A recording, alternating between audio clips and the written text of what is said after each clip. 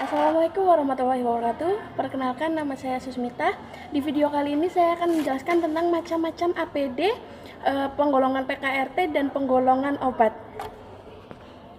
Ya, untuk yang pertama kita akan membahas tentang macam-macam APD. Yang pertama ada safety helm.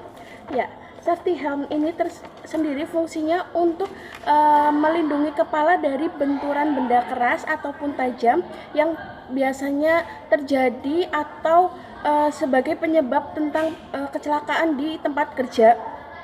Helm ini mempunyai desain yang berbeda-beda sesuai dengan pekerjaannya masing-masing. Terus ya, yang kedua adalah safety glasses atau kacamata pengaman. Kacamata ini berbentuk seperti kacamata pada umumnya. Yang membedakan adalah lensa pada bagian kacamata itu menyeluruh atau menutupi seluruh mata yang biasanya digunakan untuk menghindari terpaan debu atau percikan minyak di tempat kerja. Selanjutnya adalah masker atau respirator atau yang biasa disebut sebagai penyaring udara. Penyaring udara ini digunakan untuk menyaring udara yang dihirup ketika berada di tempat kerja yang kualitas udaranya itu buruk. Ya, yang selanjutnya adalah earplug atau pengaman telinga yang berbentuk seperti headset yang digunakan untuk melindungi telinga para pekerja dari tempat yang bising. Ya, yang selanjutnya adalah face shield atau pelindung wajah yang digunakan untuk melindungi wajah dari percikan benda asing yang dapat melukai wajah. Dan yang selanjutnya adalah lampu kepala. Lampu kepala ini biasa digunakan oleh para pekerja tambang yang bekerja di bawah tanah untuk memberikan penerangan. Ya, yang selanjutnya adalah safety vest atau rompi reflektor yang memiliki bahan dari baju itu bisa memberikan penerangan di dalam tempat gelap. Jadi hal itu bisa memudahkan pekerja dalam bekerja di tempat yang gelap. Yang selanjutnya adalah life vest atau pelampung. Pelampung ini bisa memudahkan pekerja dalam beraktivitas di wilayah perairan ataupun di atas air. Ya, yang selanjutnya adalah safety gloves, yang dimana ini adalah sarung tangan untuk melindungi tangan pekerja dari benda asing yang dapat melukai tangan atau menyebabkan cedera. Yang selanjutnya adalah safety shoes atau sepatu pengaman. Ini adalah sepatu seperti pada umumnya yang melindungi kaki dari yang selanjutnya adalah safety shoes, yang dimana ini bentuknya seperti sepatu pada umumnya yang digunakan untuk melindungi kaki para pekerja untuk mencegah kecelakaan yang fatal. Yang selanjutnya adalah safety boot, sepatu boot. Sepatu boot ini seperti pada sepatu boot umumnya yang digunakan untuk melindungi kaki pekerja dari tempat kerja yang licin ataupun berlumpur. Yang selanjutnya adalah safety harness.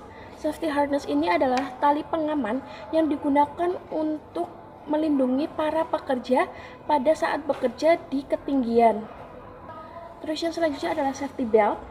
Safety belt ini adalah sabuk pengaman yang digunakan sebagai safety belt ini digunakan untuk ketika menggunakan alat transportasi ataupun peralatan lainnya, juga untuk melindungi tubuh ketika berada di ketinggian.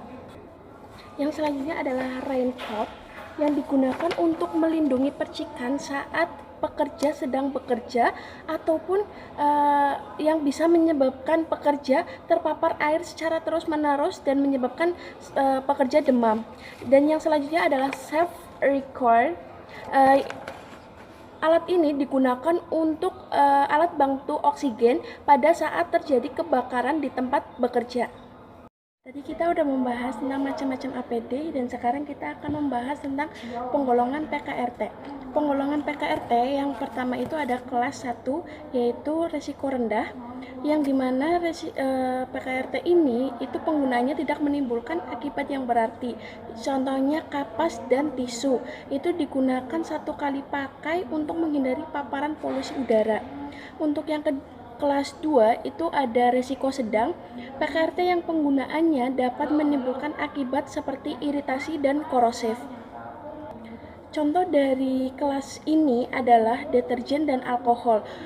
Deterjen ini untuk membersihkan noda di pakaian yang berasal dari luar rumah seperti lumpur, tanah liat, dan lain-lain. Untuk kelas 3 itu dengan resiko berat, yang dimana PKRT ini mengandung pestisida di mana pada penggunaannya dapat menimbulkan akibat serius seperti karsinogenik. Contoh dari kelas ini adalah anti nyamuk bakar dan pembasmi serangga. Anti nyamuk ini adalah untuk membunuh atau mengusir nyamuk. Untuk yang selanjutnya kita akan membahas penggolongan obat. Penggolongan obat yang ini adalah berdasarkan dengan perundang-undangan kesehatan. Yang pertama adalah obat bebas. Obat bebas ini biasa dijual di pasaran dengan penandaan itu lingkaran berwarna hijau dengan tepinya warna hitam. Contohnya antasidodon, guaifenesin, paracetamol, sanmol, dan yang lainnya. Ya, untuk yang kedua adalah obat bebas terbatas. Obat bebas terbatas ini awalnya adalah obat dengan golongan obat keras, tetapi dengan pertimbangan keamanan dan penggunaannya yang tidak seberat obat keras, jadi obat ini bisa diperuntukkan untuk penyakit yang tergolong ringan. Jadi obat ini masih bisa dibeli di apotek atau di rumah sakit yang berizin legal. Untuk obat bebas terbatas ini mempunyai ada 6 peringatan. Peringatan yang pertama itu yang bertuliskan awas obat keras, baca aturan pakai. Contohnya adalah Paramex. Dan yang peringatan yang kedua ada tulisannya awas obat keras hanya untuk kumur, jangan ditelan. Contohnya ada Listerine. Dan peringatan yang ketiga ada tulisannya awas obat keras hanya untuk bagian luar badan. Contohnya adalah Kalpanax. Terus untuk peringatan yang keempat itu ada tulisannya awas obat keras hanya untuk dibakar. Contohnya adalah anti nyamuk bakar. Terus untuk peringatan yang kelima itu adalah awas obat keras tidak boleh ditelan. Contohnya adalah Suppositoria Dulcolax. Dan peringatan yang keenam itu ada awas obat keras, obat wasir jangan ditelan. Contohnya adalah Laxarex. Untuk yang ketiga untuk penggolongan yang ketiga ada obat keras. Obat keras ini sendiri itu mempunyai penandaan lingkaran merah dengan di tengahnya ada tulisan K dan di tepinya itu warna hitam. Obat ini hanya bisa diperoleh hanya dengan resep dokter, mengingat dengan efek negatif yang didapatkan dari obat ini. Jadi dalam mengonsumsi obat ini harus dalam pengawasan tenaga medis. Contohnya ada antibiotik, ada obat tekanan darah, contohnya ada captopril, amlodipin, dan ada anti diabetes, contohnya glibenclamid, metformin. Yang termasuk dalam obat ini adalah obat generik, OWA atau obat wajib apotek. Juga termasuk di dalamnya ada narkotik dan psikotropik yang masuk ke dalam golongan obat keras. Terus untuk golongan yang keempat ada obat psikotropik. Obat psikotropik adalah zat atau obat yang bersifat psikoaktif yang menyebabkan perubahan khas pada aktivitas mental dan perilaku. Menurut Undang-Undang Republik Indonesia Nomor 5 Tahun 1997, golongan obat psikotropik ini dibagi menjadi 4 golongan. Golongan pertama itu digunakan untuk tujuan ilmu pengetahuan saja. Contohnya ada etisiklidina, psilobina, dan tenosiklidina. Untuk golongan yang kedua itu berkhasiat untuk pengobatan dan dapat digunakan untuk terapi dan ilmu pengetahuan serta berpotensi kuat untuk menyebabkan kecenderungan ketergantungan. Contohnya ada amfetamin, dexamfetamin, dan levamfetamin. Untuk golongan yang ketiga itu berhasiat pengobatan, digunakan untuk terapi dan ilmu pengetahuan, serta berpotensi sedang dalam menyebabkan ketergantungan. Contohnya ada amobarbital, pentobarbital, siklobarbital, dan butalbital. Untuk golongan yang keempat itu ada untuk golongan yang keempat itu bersifat pengobatan, sangat luas digunakan dalam terapi dan digunakan untuk pengembangan ilmu pengetahuan. Contohnya ada alobarbital, bromazepam, diazepam, dan nitrazepam. Untuk golongan obat yang kelima itu ada obat narkotika.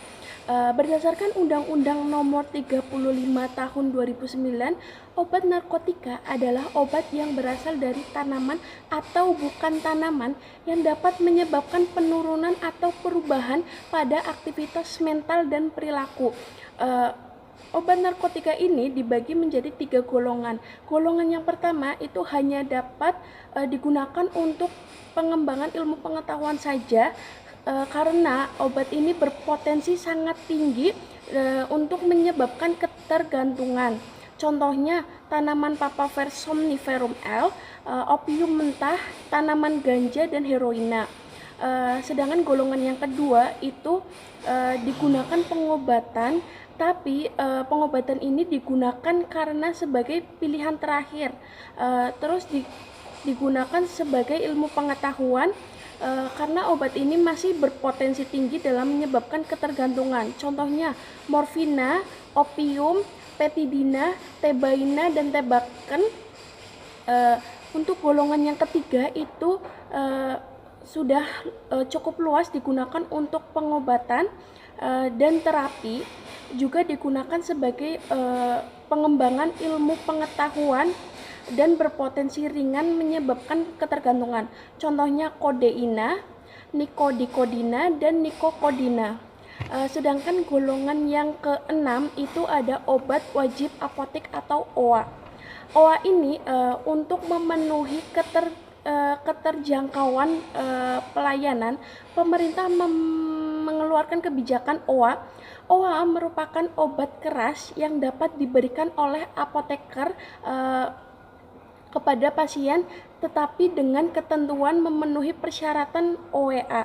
Contohnya ada obat antiinflamasi yaitu asam mefenamat, ada obat alergi kulit yaitu salep hidrokortison, ada infeksi kulit dan mata yaitu salep oksitetrasiklin, ada obat anti alergi sistemik yaitu CTM, dan ada obat KB hormon.